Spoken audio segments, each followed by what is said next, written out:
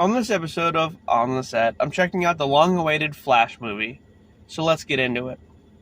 The film opens up with Barry, who's now working for a CSI lab. His breakfast is interrupted by Batman, who needs his help in Gotham with a collapsing hospital.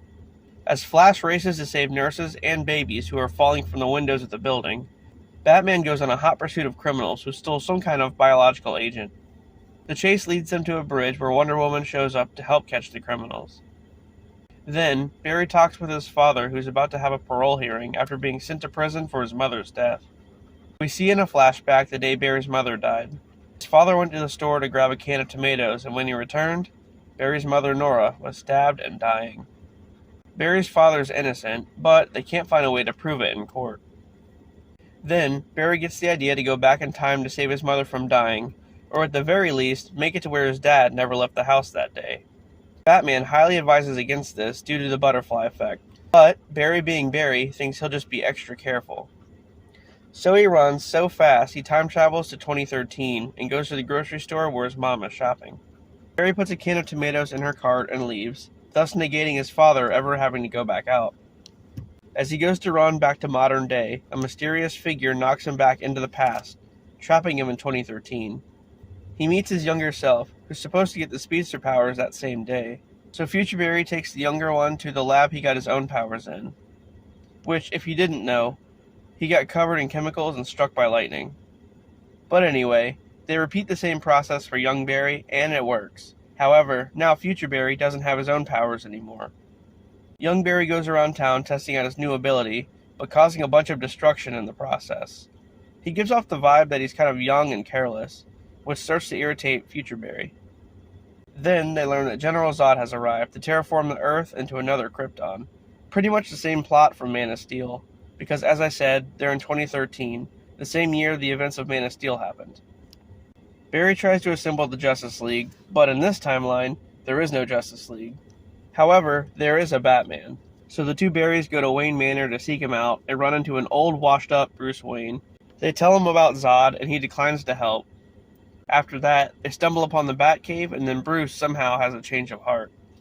It was really cool seeing the 1989 Batcave again, with the computer and Batmobile and all the other stuff. It was a real punch right in the nostalgia.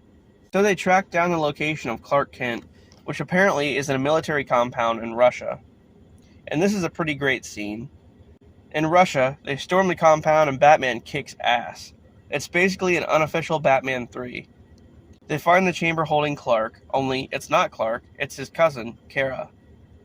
They rescue her and take her back to Wayne Manor, where she regains her power by soaking in the sun. But she decides to abandon them, saying that if everyone on Earth is the same as her captors, then it's not worth saving. Bruce then helps Barry get his powers back by rigging some kind of Frankenstein-looking experiment. But it's unsuccessful and Barry almost dies. Kara, finally deciding to help, takes Future Barry into the clouds of a thunderstorm where he's struck by lightning, regaining his Speed Force powers. Then, Kara vows to help stop Zod. And here's the final battle. Kind of. They all suit up down in the Batcave. Barry has a suit that's contained in a ring, much like in the comics. Young Barry makes his own suit out of an old bat suit, and it looks pretty cool. Then, it's an all-out assault on the Kryptonians. Batman attacks the ship, while the two Barrys fight the Kryptonian soldiers, and Kara goes straight for Zod. Things seem to be going pretty well, until Zod impales Kara and kills her, and Batman sacrifices himself, crashing the Batplane into a Kryptonian ship.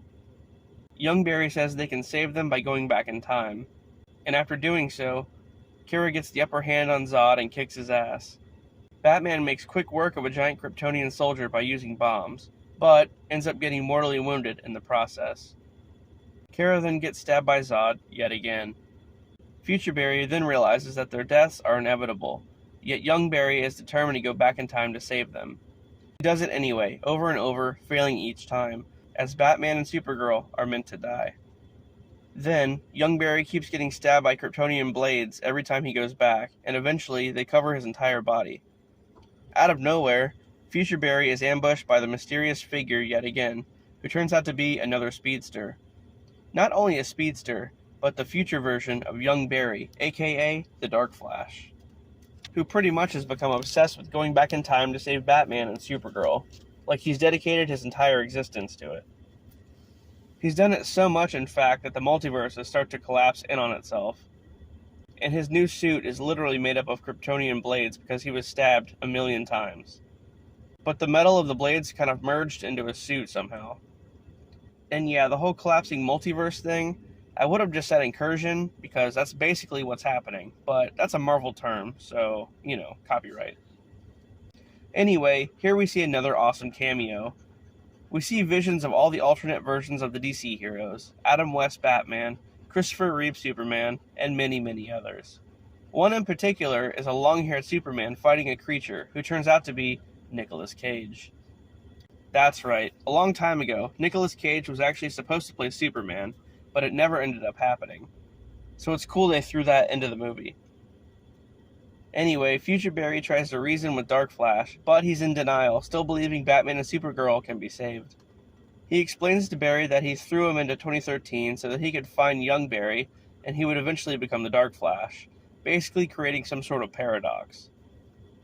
Then, Dark Flash throws lightning at Barry, but young Barry jumps in the way and gets hit, killing him and erasing Dark Flash from the timeline. After seeing this, Barry realizes that his mom was actually meant to die, and that he can't save her. So he goes back to the supermarket the day he put the tomatoes in her cart and puts them back on the shelf.